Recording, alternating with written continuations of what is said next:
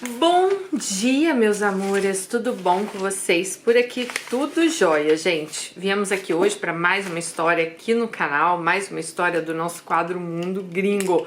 Quer mandar sua história pra gente? daniresponde@hotmail.co.uk. Por quê, gente? Porque esse e-mail é quando eu morava na Inglaterra, então tem gente que às vezes põe isso tudo, mas põe .com. Então presta atenção direitinho, aqui embaixo no box de informação tem o endereço de e-mail direitinho. Copia para vocês não mandarem para o endereço errado, tá bom? Bom, vamos à nossa história de hoje. Não esquece de deixar o joinha, se inscrever no canal se não está inscrito para você receber os vídeos, né? E deixa sempre um comentário, gente, nem que seja um oi, se você não tem tempo de comentar, para o YouTube entregar os vídeos para vocês. Que quanto mais vocês interagem no vídeo, mais ele entrega, tá bom? Então vamos lá. Oi, Dani, tudo bom? Sou mais uma de suas Alices e adoro você. Um beijo pra você, minha linda. Bom, Dani, tudo começou quando a minha mãe casou com meu pai aos 14 anos e ele com 18. Foi um casamento arranjado pela mãe dela, que era a avó no caso, né? Que era viúva e com 3 filhos. Minha mãe é a caçula. Eles moravam na zona rural e tinham uma vida muito simples. Logo após o casamento, minha mãe engravidou. Meu pai era alcoólatra e violento quando bebia. Só que ele era muito trabalhador. Meu pai era um ótimo pai fora da bebida. Ele chegava do trabalho, ele ajudava minha mãe com os afazeres da casa. Eles pegavam a gente no colo, beijavam, abraçavam. Mas ele saía às vezes à noite e voltava de madrugada. Tinha dias que ele passava a noite em claro cuidando da gente, enquanto a minha mãe descansava. A família do meu pai não gosta da minha mãe por ela ser negra, então sempre tinham apelidos. Minha avó vivia falando que o filho dela era tão lindo e foi logo se casar com uma negra. Meu pai era um homem alto, branco, cabelo liso. Ele era lindo, mas a minha mãe ignorava isso. Bom, o primeiro filho da minha mãe morreu na barriga. O segundo nasceu com uma deficiência nos pés. A prefeita de uma cidade vizinha ouviu falar da história do meu irmão e resolveu ajudar a encontrar alguém para fazer uma cirurgia. Dani, para chegar nessa cidade, tinha que andar muito, atravessar um rio nadando, e lá foi minha mãe, sem R$1 no bolso. Já meu pai vivia bêbado. E disse que minha mãe estava indo para a cidade dar uma de rapariga, sendo que a mãe ia lá arrumar ajuda para operar o filho, né? Após a cirurgia do meu irmão, ele ficou 1 ano no hospital com as pernas enfaixadas e amarradas para cima. Já minha mãe não podia ficar no hospital com ele, pois eles não deixavam, e ela também tinha o meu segundo irmão de meses que estava cuidando, em casa. Mas ela sempre ia visitar meu irmão com muita dificuldade. Todas as vezes que ela ia, ela voltava triste e chorando. A última vez que ela foi visitá-lo, ela levou meu segundo irmão no colo. Ela passou mal na porta do hospital e lá ela descobriu que estava grávida do 3º filho. Esse mesmo dia, minha mãe ganhou alta e lá foi minha mãe com 2 crianças. Gente, peraí. Sua mãe, então, será que ela chegou na porta do hospital e já descobriu que estava grávida e teve o filho? Acho que foi isso, né? Nossa Senhora. Bom, então lá se foi minha mãe com 2 crianças. Minha mãe teve que amarrar as pernas do meu irmão no pescoço porque o médico avisou que... ela foi buscar o menino, tá? Então ela saiu com 2 crianças, mas era o filho de lá e o filho que ela tava, e um na barriga, né, no caso. Então tinha que amarrar as pernas no pescoço porque o médico avisou que ele tinha que ficar com as pernas pro alto. Dani, antes dele sair do hospital, eles trocaram gesso e meu irmão chorou a viagem inteira, pois o gesso estava muito apertado. Chegando em casa, meu pai estava bêbado. Minha mãe chegou toda cheia de vômito e xixi das crianças, pois ela estava carregando no colo, né? E o meu irmão praticamente amarrado de cabeça para baixo. E meu pai, como sempre, falando que minha mãe era uma rapariga. Depois que meu irmão foi para casa, ele ficou 1 ano com gesso no pé. E logo em seguida ele começou a usar bota de ferro, tadinho. Ele mal falava, mas na verdade ele nem teve infância. Já meu pai só piorava. Quando ele já voltava do serviço, ele já chegava bêbado em casa. Batia na minha mãe, corria atrás dela com uma espingarda e por muitas vezes a minha mãe dormia até no mato com medo dele.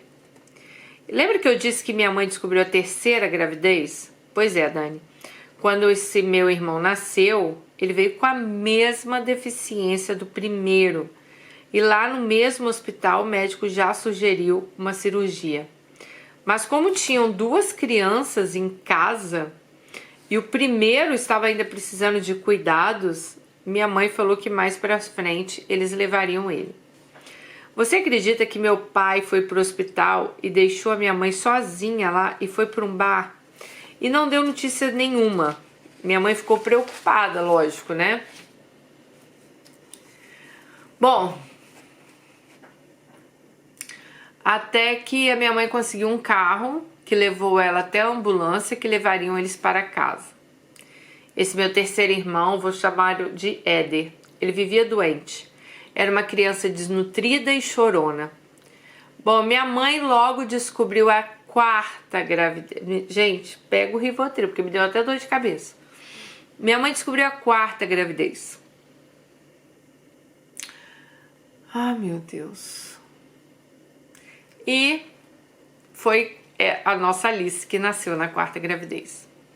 Bom, na roça mesmo, a minha avó paterna fez o parto. Quando eu nasci, Éder não caminhava ainda devido à sua deficiência. E ele era muito doente, ele era fraquinho. O pessoal perguntava à minha mãe se eu e ele éramos gêmeos, pois ele era igual um bebê. Mas eu era mais gordinha e mais branquinha, como ele. Dani, esqueci de falar que minha avó materna morava longe da minha mãe, então não tinha ninguém para ajudá-la. Bom, depois que eu nasci, eu era o xodó do meu pai. Ele sempre falava que eu era a preferida dele porque o sonho dele era ter uma filha mulher.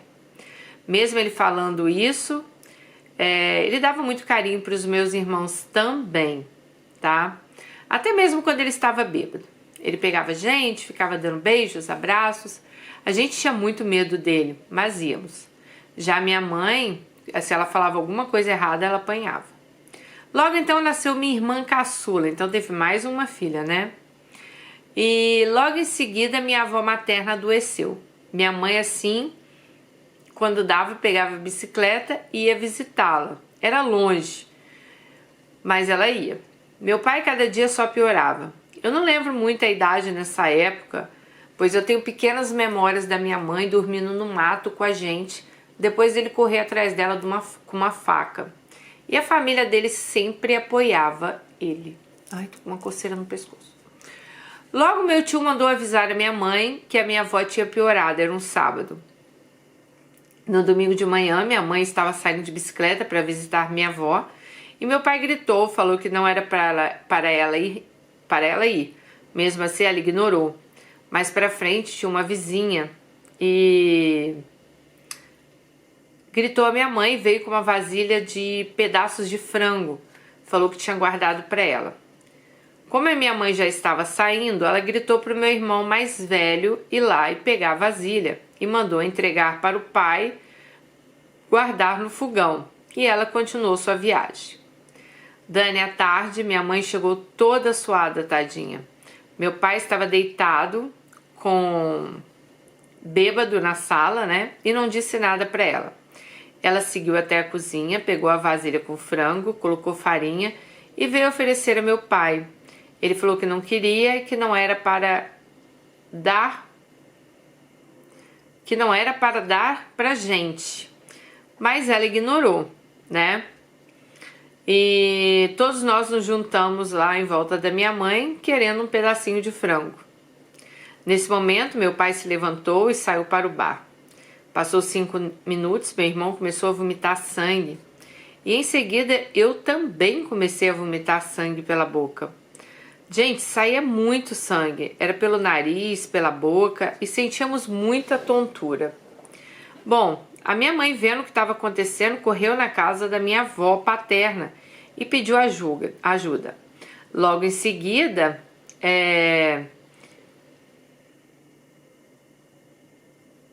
ela também começou a vomitar sangue e começou a chegar gente. Gente, a nossa casa tinha sangue por todos os lados. A gente não tinha força para ficar de pé. Sem saber o que tinha acontecido, ligaram para o hospital da cidade. Lembro que um tio meu, que era casado com uma irmã do meu pai, pegou um plástico preto, forrou no quintal e colocou a gente em fileira. Parecia filme de terror. Tinha tanta gente na nossa casa.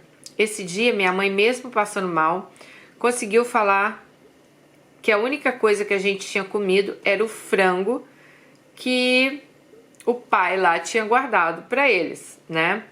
Então foram atrás do meu pai no bar e perguntaram o que ele tinha posto nesse frango. Ele disse que tinha colocado chumbinho e veneno de formiga.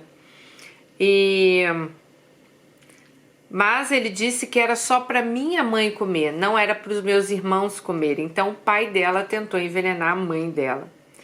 Depois de saber o que era, eles buscaram muito leite na casa da irmã do meu pai, que era perto, e começaram a colocar na nossa boca com soro caseiro. Eu e meu irmão, o Éder, ficamos muito mal. Saía sangue até pelo nosso ouvido. 1 hora depois, a ambulância chegou. Nesse momento, já estávamos desacordados. Foi um milagre a gente viver. E fomos para o hospital.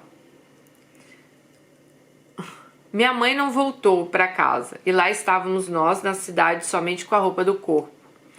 Uma roupa toda suja de sangue. A minha mãe, ela tinha um irmão cachaceiro que morava na cidade. Morava de aluguel. Na casa não tinha nem fogão. Mas a primeira noite dormimos lá em cima de uma lona. Logo pela manhã tinha muita gente na porta da casa com comida e roupas. E muita gente doando, né, as coisas para eles. Bom, minha mãe buscava lenha no mato em troca de um prato de comida. Ela deixava de comer pra gente comer. Meu pai mandou avisar se minha mãe voltasse lá, ele daria um tiro na cabeça dela. Sobre o que ele fez, ninguém teve coragem de entregar meu pai para a polícia. Depois de um tempo, ele começou a ir atrás da gente na cidade. Ele é bêbado. E minha mãe sempre chamava a polícia para ele. Eles pegavam ele, judiavam dele.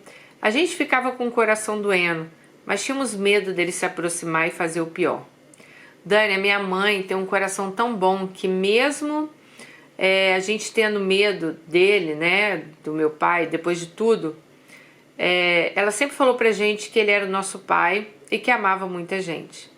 Ele sempre ia na cidade depois para nos ver, mas minha mãe não se aproximava dele. Ele era muito traiçoeiro como ele bebia.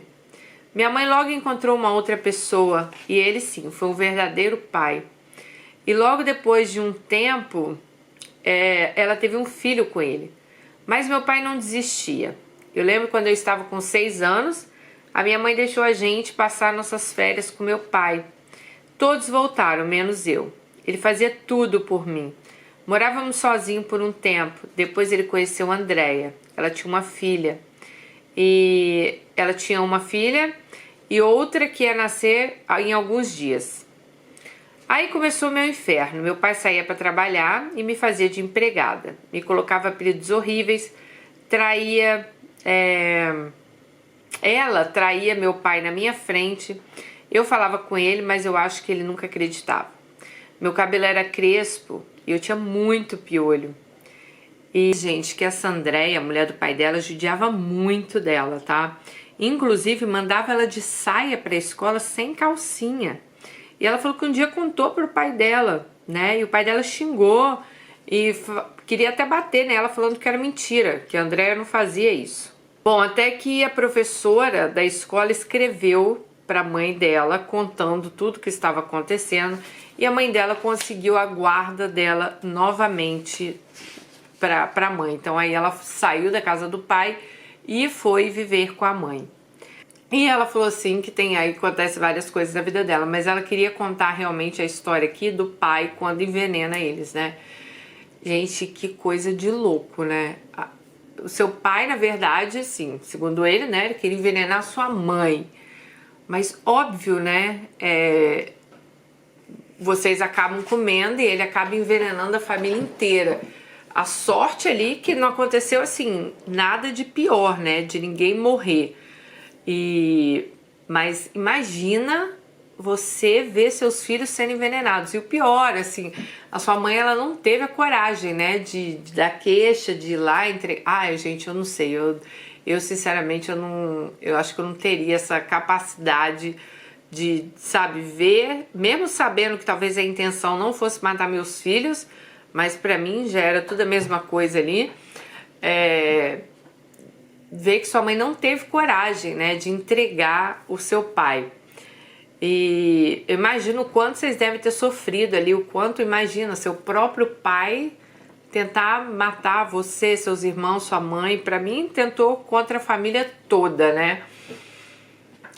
O que foi bom nessa parte da história foi que ali sua mãe dá o grito de liberdade dela. Igual você falou, ela casa com outro homem que foi o verdadeiro pai pra vocês. Então, assim, que bom que isso aconteceu pra que ela saísse de casa, né?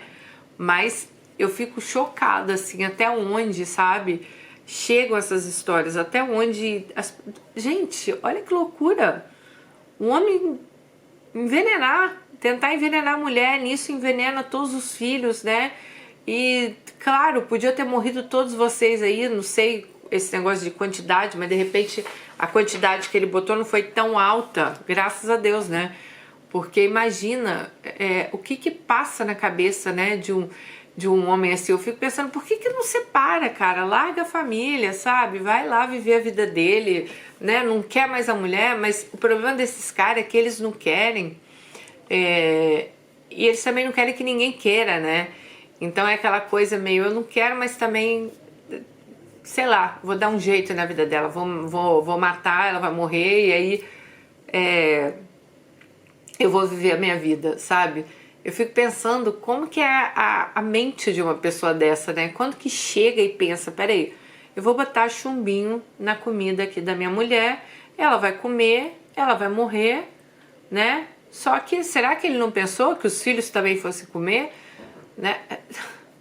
Cara, é tão surreal, tão surreal. Olha, amiga, que bom que você saiu, né? Eu não sei nem como você conseguiu depois ainda morar com seu pai, mas é aquelas coisas, né?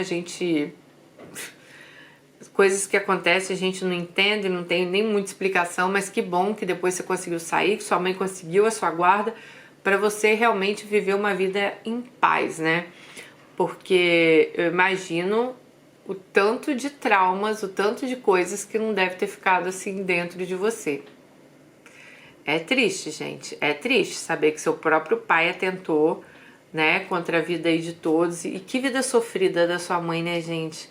Com 2 filhos, com problema lá no pé, o menino ficar 1 ano no hospital, ter que ficar indo lá, né? Igual você falou que tinha que atravessar um rio a nado, vai ver que não tinha balsa, né, onde eles moravam. Atravessar um rio a nado, chegar lá, e você chegar em casa, encontra um homem bêbado. Meu Deus, que inferno! Jesus amado, e pensar que tem muitas mulheres que vivem assim, que, sabe, que é a realidade delas. E não é, e gente, às vezes são pessoas que vivem em cada lugar assim, que nem chega assim informação, sabe?